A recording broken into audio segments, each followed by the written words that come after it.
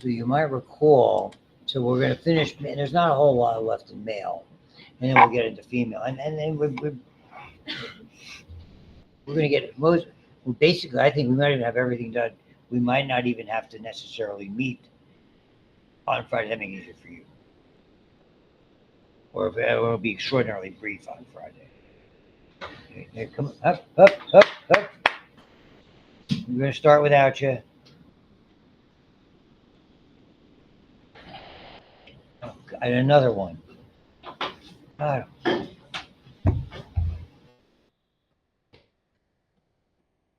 Oh, hi. Abby, you're on the call. Hello. All right, so here we go. Let's see if we can finish. We can get most of this stuff finished. So that's B, and I got A. So effectively, and for those, I sent a review.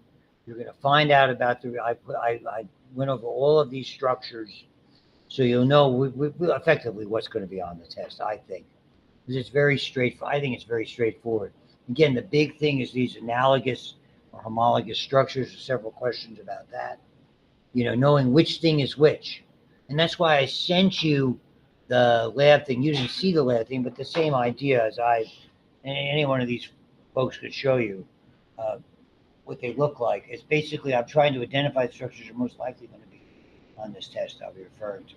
So whether it's the corpus spongiosa or the cavernosa or the different parts of the urethra, the prostatic, the membranous, etc., where all of these structures are. So as you begin, and I can't do it so easily there. My poor vision is just not doing well with all of this stuff. So you can begin to look at all of these different structures that I had. So particularly look at those ones that I sent you to label. Corpora, etc., etc. Again, the boundaries of the perineum, that's an important question that's on there. Symphysis pubis, coccyx, and the ischial tuberosities. And effectively, that's the boundaries of the vulva in the female. Why we don't use the same term for both, I don't know, but we don't. And here you can see it. This brings us to the glands. So the seminal gland is the gland that contributes by far and away the most, what you and I refer to as semen or an ejaculant.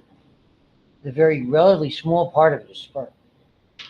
Vast by number, hundreds of millions. Because, when we look at it in physiology, you'll see it's effectively, it's that many, relatively few of them compared to that massive number get where they're supposed to be going. Okay, so you need quite a few of them, and even the process of penetrating the egg for fertilization requires quite a few of them just to almost create a passageway for the one who finally completes the act of fertilization. These are on the back of the bladder, smooth muscle, they contract, and during the ejaculation, remember the sperm are coming up from the epididymis, and here in that ejaculatory duct area, this alkaline fluid, and a lot of it, we get into the physiology, a lot of this is pH balancing. We're going to see a continuing saga of this when we look at from the physiology. For now, it's just enough to know it contains fructose. Fructose is sperm only go with fructose, like your brain only uses glucose. Sperm, fructose is the energy source. So you have an enzyme, the coagulating enzyme. When you get to physiology, it basically it begins to coagulate, so the ejaculant doesn't drain out once the ejaculation occurs during the act of copulation. Okay, and prostaglandins will get to their role because they play a role in effectively local mediators of facilitating the ability for the sperm to go where they're supposed to go. And you don't have to know that stuff, but I'm just trying to give you some context. It has a yellowish pigment when we see it fluorescing. This is where I commented on this in the dictation, the review. When you hear on those crime shows, they turn off the lights and they get the ultraviolet examining light. Oh, we're looking for fluids because they can sample the fluids and get DNA and blah, blah, blah, blah, blah. That's what they're looking for. Blood's different. Blood fluoresces, but they have to put something down called luminol and turn off the lights, and make the blood when they're looking for that type of crime scene stuff. Forensics are interesting. 70% of the volume of the semen, and most of the rest of the volume is made up of prostatic fluid. And so here, the seminal gland, the ductus deferens, by definition, ejaculatory tone. The prostate surrounds, and it's the best way to describe it, the urethra just below the bladder. It's smaller than you think. Smooth muscle that contracts again, and it adds the milky, the white appearance, which is characteristic of the seminal fluid. Slightly acidic, the other was slightly alkaline. That means neutral.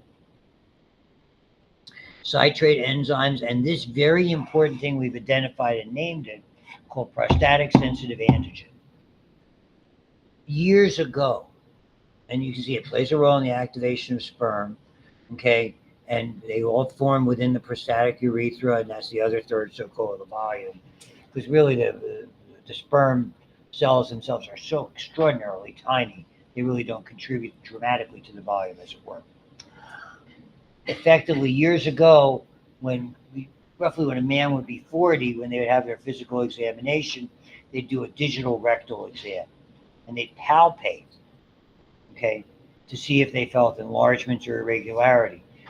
And if that was the case, then you work from there. If something was hard, if something felt irregular, then you'd be additional testing, because you start worrying about prostatic disease or prostate cancer. We do more of this in physiology.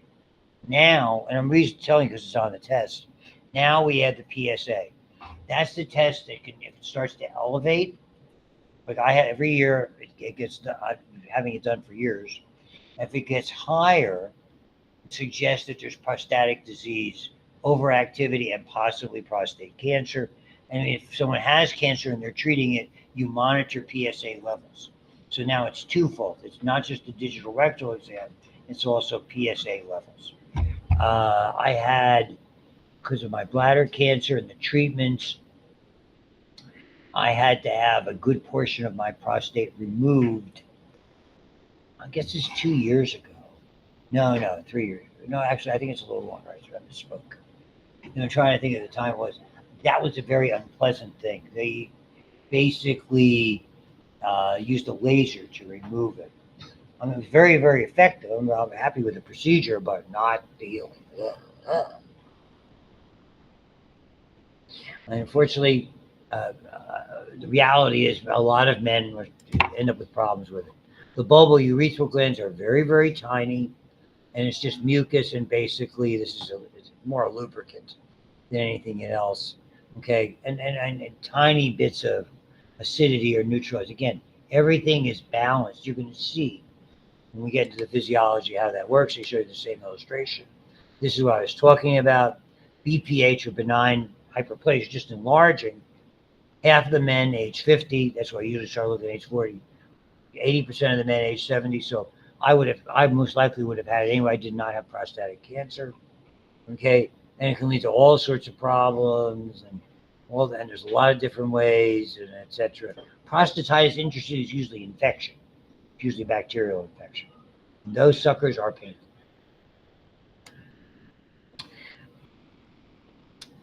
I disagree with this.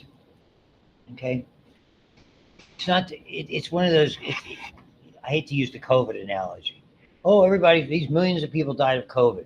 A lot of people died when a 100-year-old person I read the article, very famous journalist, 100 years old, died of COVID. He's 100 years old. Died of pneumonia.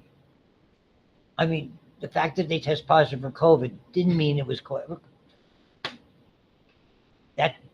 It's the lies of statistics. Are you going to tell me is it associated with death in males? I'll buy that. Is it present in 1 out of 6 people who die? Is it the proximate cause? Prostate kills you, it kills you slowly. And it kills you slowly if you ignored it and didn't treat it. And that goes back to the problem with men. They ignore things. I hate to, pardon me for phrasing it this way. As long as the equipment is working, they don't care. Whatever your feelings are, that's my feeling about it. I'm not making a value judgment. Guys are very reluctant to go in because it affects the male ego. Women have babies. They're very cognizant of their own reproductive health. Men, not so. Just the way everybody, that's an observation I've made over a long period of time. As we get older, we're a little more sensitive to this. Okay? And so It's different than you think. So, I mean, I take issue with that more than you would think. Statistically, the cancers that, by the way, are the most common and deadly are certainly 1 and 2 lung cancer, gastrointestinal cancer. I mean, prostatic cancers make it up, bladder cancers going up, things like that. So the semen itself, half a teaspoon to a teaspoon. And so if the average would be maybe 3 to 500 million sperm per milliliter. Total, I mean, total sperm. You can see per milliliter what this is like. So it's an immense amount. The fructose is for ATP, activation of the sperm, movement, alkaline fluid neutralizes the acidity of the male urethra and the female vagina, enhances motility. So again, pH balancing and the acidity, particularly vaginally, is a big player. And I mean, this goes through what it does, the characteristics. We'll save that for now. All those types of things that are going on there, because that's really more physiology. Done with the guys. Female's easier. Can we do it in 39 minutes? No sneezing in class. God bless you. Ooh, you're such a freaking jerk. The female is actually the easier system, I think, reproductively. The primary organs, again, main organ, the gonads. So in the female, it's the ovary. Okay, and it's double duty. It's a glandular structure that's exocrine. Basically, at ovulation, these go into a duct, albeit not directly so. And as we will get to, and that's a big issue today of what I have to talk about, and endocrine because of estrogen and progesterone.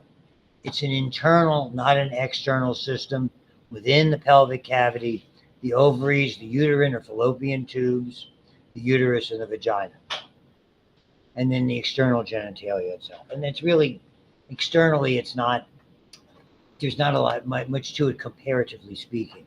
Again, another one of the illustrations that I would point to anatomically, we have the external genitalia or labia majora. You can see here the analogous structure to that bulbourethral gland is called a greater vestibular gland. I think in the old days we called them Bartholin, capital Bartholin. I remember we had a lady when we were on a general surgery rotation who had like a cyst in there. And it was not pleasant to have that removed. The vagina itself and this kind of ribbing that's there is very elastic in nature. You think of the activity that goes on during copulation. The cervix, it just means neck. It's the neck area. The uterus itself, as we will see, basically a giant smooth muscle with a very significant lining. The oviduct or fallopian tubes themselves, fimbriae, finger-like projections, and that's really important. That's there. These fimbriae here, you have the ovary itself, and we're dealing with a relatively small system if you want to think about it anatomically. That's there. So you have the ovary itself, the fimbriae, and even though it looks like they're attached, they're not. This is the unique portion. In the male, the sperm never leave that ductal system until they are ejaculated. Because sperm are something that don't form until puberty, your body would attack them as foreign. Hence, we have the blood testicular barrier. In the female, it is not a direct system. At ovulation, that egg is ejected into the abdominal pelvic cavity. Those fimbriae have ciliated cells. Mucus is produced. It's something similar to pseudostratified ciliated columnar epithelia. The mucus threads and the fimbriae and the cilia create little eddies and currents that draw like a current that will sweep that egg normally into the tube itself. So one kind of ectopic pregnancy doesn't mean tubal pregnancy. Ectopic means anything that's ectopic means it isn't where it's supposed to be. An ectopic growth could be an unusual not necessarily a tumor, is a fancy name called a hamartoma. It's like you'd have a lump of hair growing inside of you someplace where it never should grow. Go figure. But I've seen those things happen. I've had somebody with a toenail growing out of their leg.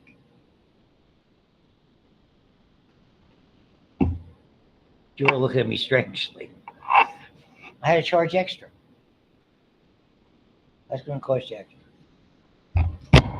Thanks all for laughing. All of you.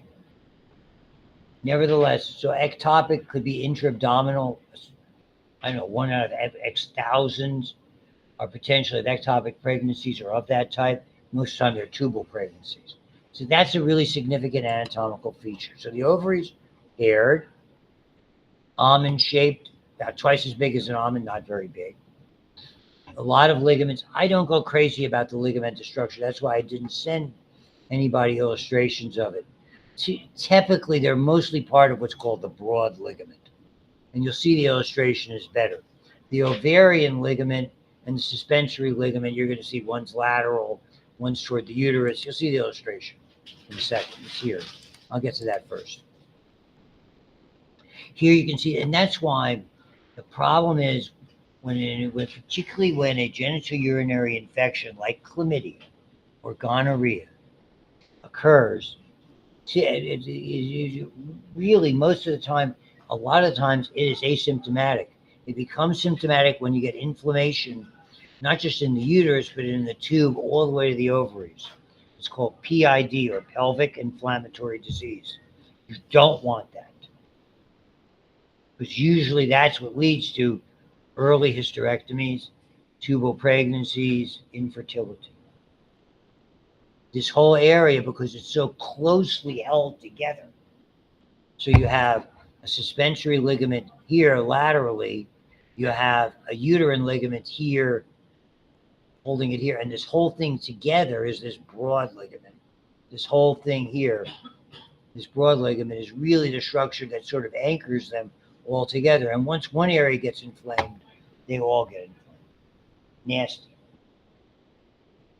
We'll talk about that in the physiology portion of it. It is not. We saw so many cases of untreated, and a lot of it were people who either did not want to have it treated or were not aware of it until it was a 5-alarm fire. It's one of the, it may surprise you, but a lot of these are asymptomatic until all of a sudden they're a 5-alarm fire. And by that time, the damage can be irreversible. So that's a little side note that goes along with it. So here we are. I'm not going to ask you any questions about those ligaments, I'm sure. So effectively, the eggs develop here. They start, and they're in the exterior or cortical area.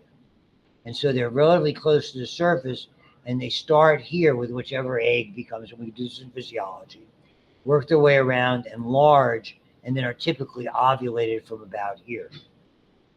What's called a follicle, and the egg grows within the follicle. What's left of the follicle, and I have this is on the exam, it's called the corpus luteum.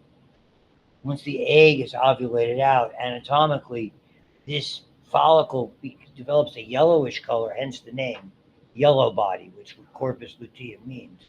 And that takes over producing estrogen and progesterone, and in the event of implantation, it will do so until the placenta is functional. In the absence of implant, notice I didn't say fertilization, it's all about implantation. In the absence of implantation, pardon me, in the uterus, it survives for 10 days, making estrogen and mostly progesterone, by the way. And if there's no implantation, it doesn't get the signal, and at that point it stops. And it becomes what we call the corpus albicans, because it turns white. Alba is white, almost like a scar tissue kind of effect, and sort of dissolves. And at the end of that 10 days, that's where menstruation starts. The second part, when we get to the and why I'm mentioning it to you now, we spend a heck of a lot of time with this, talking about the menstrual cycle and the ovulatory cycle, because they ain't the same, but the events are. We have to synchronize them and understand what influences what. We get to physiology. So again, this is another big point. The ovarian arteries are branches. They come off the abdominal aorta. They're gonadal arteries. You even have an ovarian branch from the uterine artery. The big player with the uterine artery, we're going to get to with the uterus. That comes off the internal iliac. The major blood supply of the ovaries are the gonadal arteries, or ovarian arteries in the female, testicular arteries in the male. The major blood supply associated particularly with menstruation is the uterine artery, and that comes off the internal iliac. Okay, and again, just like in the male with the testes, you have the sort of the white tunic or tunica albuginea kind of holds the ovary in shape, and it has a layer of peritoneum like a tunica vaginalis surrounding it. There's the illustration. The ovary has the cortex. That's where the gametes form, and the inner, where the blood vessels and nerve supply, are in the interior. So the follicles are embedded in that cortex. They have the immature eggs, and each month one is selected and ripens, and generally from one side to the other side. We get more of that into physiology. Again, I'm much more familiar with why it doesn't work. My first wife had Stein-Leventhal cystic ovary disease. She became prematurely menopausal with dysfunctional ovaries by like age 35. It's very hard. So the uterine, remember we talked about that vis-a-vis osteoporosis. I mean, I have a relatively recent picture with my kids from my daughter's wedding. My wife's ex-wife is tiny.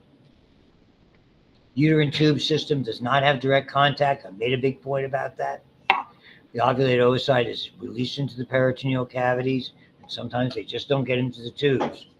Uterine tubes, uterus, and vagina, those are our structures. Tubes, fallopian tubes, or oviducts.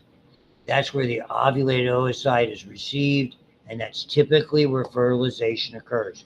Relatively close to, about a third of the way on its comparatively short, it's only a 4-inch long structure, about a third of the way or so, third to halfway, on its way to the uterus.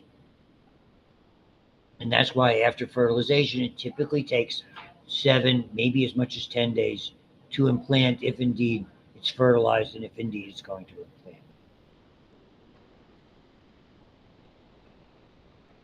And it extends from the ovary to the superior region of the uterus.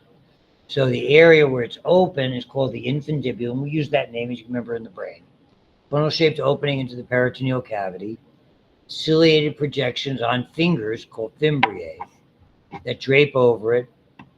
Okay, and it opens. This is the ampulla, where fertilization occurs. As it gets close to the uterus, the last third, it narrows, and we call it the isthmus. Okay, that empties into the upper lateral or superior lateral region on either side. You'll see the illustration is pretty good. So the oocyte is captured. The fimbriae sweep it in, currents and eddies, blah, blah, blah. Non-ciliated cells of the tube function to nourish. Yes, good for them. The tubes are covered by peritoneum. And this mesentery has got a name. So I don't know if they still do this because we have different scanning procedures. When we were an infertile couple, my wife they had to inject dye into the tubes to see if they were open, patent, called the hysterosalpinogram, which again, not very pleasant to have that done. They don't do that with anesthesia. That's done intravaginal. There's a lot there's interesting, I'll talk about that more when we get into the repro physiology part. So Sadie will not hear about it. It's okay. I'm getting over it. We're going to mark your attendance. I'm sending you. Same illustration we saw before. I don't get anything of that. So the ectopic, where it's not supposed to be. Normally abort, substantial bleeding. Very often you have to remove a tube. And the problem with that, now you reduce your chances of successful fertilization by half. Without going, maybe more than that, but at least by half. And this is the idea. When anything that causes an infection, and most of the time it's these sexually transmitted diseases, they're not always bacterial. Trichomonas vaginalis can do that. That's a parasitic infection. You didn't do these in micro, did you? Gonorrhea, chlamydia. Okay. We do those in phys. You especially are going to have to tune in for that one, young lady. Just behave yourself until then. Well, I'm an authority on the subject. Today is my eldest granddaughter. Some people have already heard this. 24th birthday. And my daughter's 40th birthday, her mom, will be in February. So obviously I really conveyed all this stuff about sexually appropriate behavior to my daughter so well.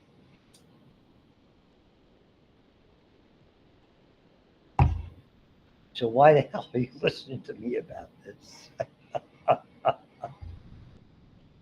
But the PID is horrible. So the uterus itself, hollow, we're going to get it all done. Hollow, thick-walled muscular organ, very, very thick, smooth muscle. Receive, retain, nourish. It's his job. Normally, it's leaning forward. We call that anteverted. Sometimes it goes backward. When the excitation, sexually, in preparation for the eventual fertilization process, it tends, it goes upward, and we're somewhat of a retrovert. So it's bend over forward, you'll see in the illustration. It has a body, okay, just like the stomach, a fundus, a dome-shaped upper portion, like the stomach. The narrowed region as it gets near the outlet or cervix, again, is called the isthmus. This is another isthmus. The cervix itself, relatively tiny, glands in there blocking the entry of sperm except mid-cycle. It's magical. Mucus is a major protector, but yet mid-cycle, this mucus is not longer as efficient. And here's the big problem. We go over this again and again. When we'll talk about it. You should have hit this in micro if you didn't. I mean, I'm not being critical. I know there's a lot to cover. I think it's so important. This is 8 years ago. Cervical cancer, HPV. The vast majority, 15 to 30% of all cancers are related to viral infections. More than half of them, the virus is HPV, human papilloma virus. There's a number of strains that cause it. The same virus that causes a wart on the bottom of your foot, on your hand, on your body, anywhere. Same virus, they're just different types of viruses. So we call them different strains or types. Most common during the reproductive years, as you might guess. Okay, they use the term STI, whether an STD, doesn't matter. And I mean, and we'll talk about with vis-a-vis the immunizations and their efficacy, pap smears for detection. I don't know if these have changed just about 8 years ago, about how frequently. This would be the parental or grandparental or great-grandparental point to be made. If you're sexually active, you need to get these things checked, particularly if the circumstances, don't take it the wrong way. If it was something on the spur of the moment and it was unprotected, you're unfamiliar with the partner, be it male or female, please. My neck of the woods, we used to call it ostrich syndrome, burying your head in the sand. Okay. Please.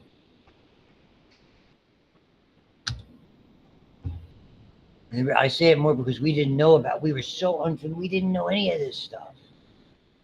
Back in go back in what we used to call 67, the summer of love. I mean, people were crazy. They came out with a pill a few years earlier. All you cared about was if what they were using not to get pregnant, whether it was the guy or the girl. And the whole notion of sexually transmitted disease was something that didn't occur to anybody. Doc's can fix it up. Not so.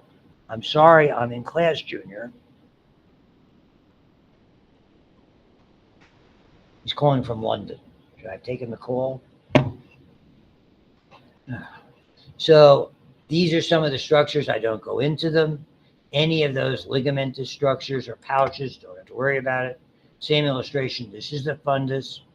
These are those narrowing or isthmus areas entering, and this is the isthmus area in the circus as it narrows, in the cervix, bigger part. And here you can see this. We're almost done. That's the anteverted position.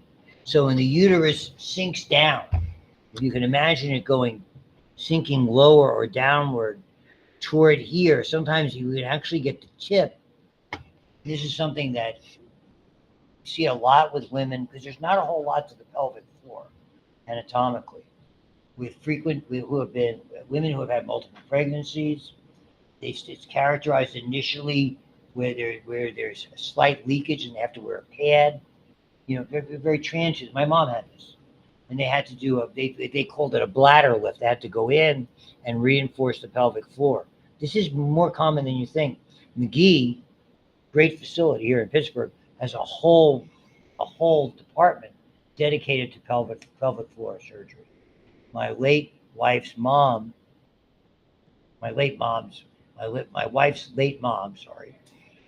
who died at 98 and a half, when she was in her mid 80s, she went there because they had to fix that problem. It's more common than you think. This prolapse, tip of the cervix protrudes, overstretching, childbirth. Okay, so the pelvic floor really a significant area, very hard. It's hard to teach because it's so complex. That's why they dedicate that. And then the uterus has around it you have peritoneum around it. You have the muscle itself, rhythmic contractions, childbirth. The endometrium lining is the key. Simple columnar on a thick layer, supportive connective tissue. This is where the egg burrows into it. There are two layers. The stratum basalis is always there, and the functionalis that responds to first estrogen and then later progesterone and thickens and enlarges and becomes ready with glandular secretions to accept fertilized egg. In the event that there is no implantation of the egg, we have menstruation. What happens when that corpus luteum stops making principally progesterone after 10 days, you'll see that basically causes a separation of these two layers, and at that point, the layer becomes part of the menstrual fluid. Menstrual fluid there's relatively limited blood. There's mostly tissue and other fluids, and the lining itself. A little blood goes a long way. I'll tell you this again and again. A thimbleful of blood will make a gallon of water. Don't need a lot of blood. So the basalis doesn't respond to those hormones. The functionalis does. We go over this. This would be very, very developed because once we start to see the glandular structures, we know this is ready for implantation. And this will separate. I'll explain to you why. This is because of the arteries. The uterine arteries come from the internal iliacs. They arch, just like arcuate arteries arched in the kidney, and then they straighten out, radial arteries, and they penetrate straight arteries into the basalis, and as they get into the functionalis, they spiral. And these are the one. What happens when corpus luteum stops making estrogen and progesterone? They spasm. When they spasm, you don't have any blood flow to the functionalis. It separates from the basalis. When an artery spasms, it builds up a pressure head. When the spasm releases, which it will do shortly thereafter, that pressure head builds up and completes the separation. It weakens the bond. This completes the separation and sheds, which is menstruation.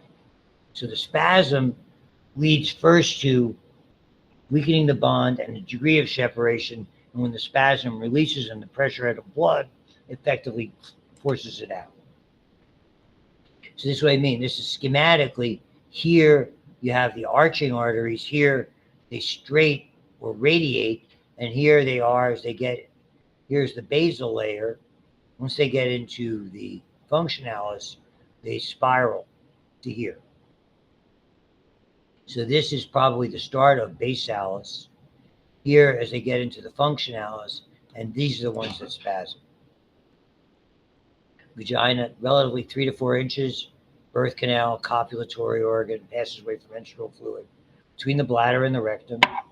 Urethra is parallel but not incorporated. Like in the male, It's a shared structure. That's the difference. It's fibroelastic, and because of the way it's shaped with sort of those ridges in the fibroelastic, it's uniquely there for the process of copulation. The fibroelasticity is significant, and it's why when we get to, again, we'll get to it in physiology, but the quick brief is why anal intercourse creates problems, because it's not fibroelastic, it tears. And that's why that's the reason why homosexual men had a much higher risk of getting HIV as opposed to usual male-female versus male-male copulation. Because the vagina didn't tear. It's designed for that purpose. Okay, there's other factors that are involved, but I don't mean to oversimplify it. But everybody said, oh, this is some scourge because people, there's something inherently wrong, whatever your beliefs are about the lifestyle and things like that. That's not relevant to my classroom, because everybody's entitled to believe what they want to believe. But anatomically and physiologically speaking, that's the reason why homosexual men were much more likely to get it. I will give you a whole primer on this in physiology, because I was there when HIV first reared its ugly head in an area which had a ton of cases before we even had a name. That was in Philadelphia in the mid-'70s, the later '70s, before the words HIV were ever uttered. Okay, and so this gets into the secretions themselves. The hymen is this tiny sort of orifice that ruptures with intercourse, typically the first intercourse. It's really all you have to. And so here you can see it. Notice the proximity. That's why we see so many more problems with infectious disease, whatever the source of infection might be, because of the proximity of the urethra and the vagina and the anus. And the man, far distracted, assuming the hygiene is appropriate. And so here you can see the labia majora without, which here the mons pubis itself, the clitoris itself, and then this is the vulva area. Again, ischial tuberosities, coccyx, symphysis pubis. This is anatomically why when untrained people or people tried to induce their own abortion, it was the original reason behind Roe v. Wade. Again, whatever your feelings are about that, the discussion is why it occurred. We were seeing women with gangrenous uterus. And people who imagine that. A terrible infection, an anaerobic infection like the uterine area to be gangrenous, their life was in peril. They were never going to have children again. And that was really the rationale behind it. There were so many complications of self-induced or untrained people trying to do abortions. And so, it's a nightmare.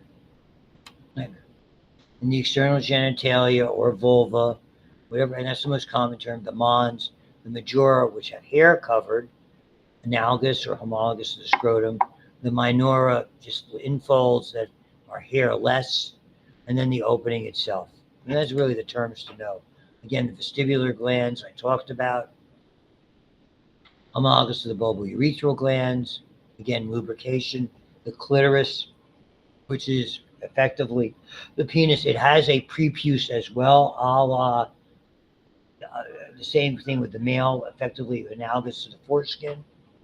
Okay, the body of the clitoris has erectile tissue, so it enlarges during sexual stimulation, etc.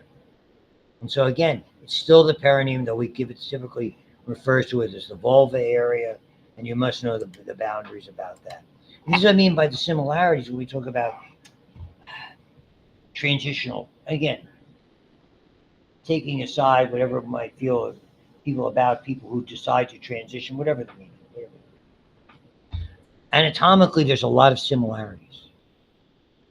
It's not a big stretch to go, I don't know how else to say it, in one direction or the other.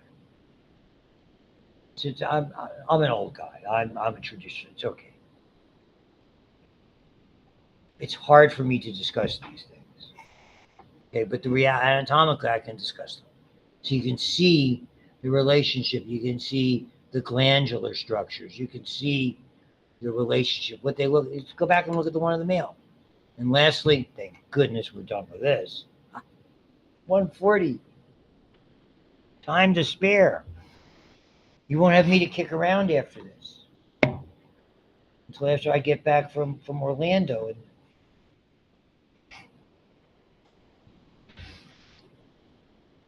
so the mammary glands, men and women have them both. Again, the function, female, occasionally we'll see lactation in a male. Typically that has problems. We'll get to that in physiology. Rare. Milk production, okay. Modified sweat gland is an apocrine gland. So the milk effectively is that it's interesting. It's got liquid, and remember, apocrine, holocrine glands for sweat, very oily. Typical sweat glands, very liquidy.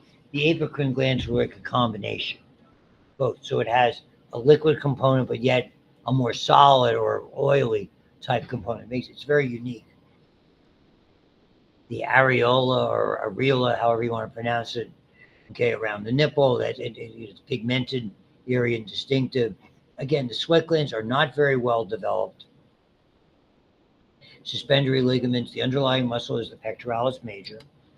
And depending, as I commented on the dictation, when someone has an augmentation or a reconstructive mammoplasty, they decide whether to go under the muscle or over the muscle. I have no idea what the criteria are for that. I mean, that has changed a lot. There's a whole lot of folks who have had both reductions and augmentations over time. It's much more commonly done, so I suspect, hopefully, they're doing them well. Other than years ago, they used to use a silicone-based implant when they first started. There was a lot of problems with silicone leaking out of the implant, and we're having really significant immunological reactions to them. Now, unless they've changed it, they insert a bag that's inflatable, but that's fillable, and they fill it with saline. So if there is any leakage, you're not going to have sterile saline. That's my understanding. I mean, I haven't seen one of those things done since they were using silicone when it first became. We used a lot of silicone-based stuff, even for implants orthopedically, and there were problems with those as well. They changed a lot of that stuff. So, again, you really don't. Alveoli, lactiferous duct, I don't care. Okay, in non-nursing, the glandular structure is undeveloped, so I'm not going to ask you about it. So really, the big questions are, it's mostly about fat more than anything else. A lot of times when someone's breast we'll see a change, particularly these days when you have all these Ozempic type things. The breast size diminishes because it's fat. Just like fat going away abdominally or in the the posterior area or the hip area. That's fat. It just comes from the breast as well. You see this, so you have the substantial as the fatty tissue, less so the gland. They're showing glandular tissue here for illustration. Schematically, that's pretty well developed. This is the tragedy of it. Most common malignancy, and I'll buy that other than lung cancer. Common cause of death. That's like 1 out of 7.5, and that's 8 years ago.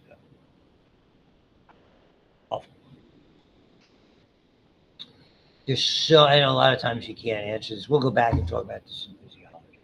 I'm sure in your genetics you did the BRCA 1 and 2s, breast cancer genes, right? We'll go back and talk about it. That's all I got to tell you. The rest is all physiology. That's right. You don't have to have me to kick around on Friday or on Monday. On Monday, some of you wanted to take the exam. This would be the time we would do it. Because I have to be here Monday, Wednesday, Thursday, and Friday. Not Tuesday.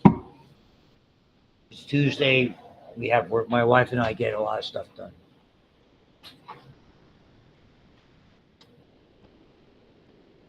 Bye. See you next week too, dear. Bye-bye.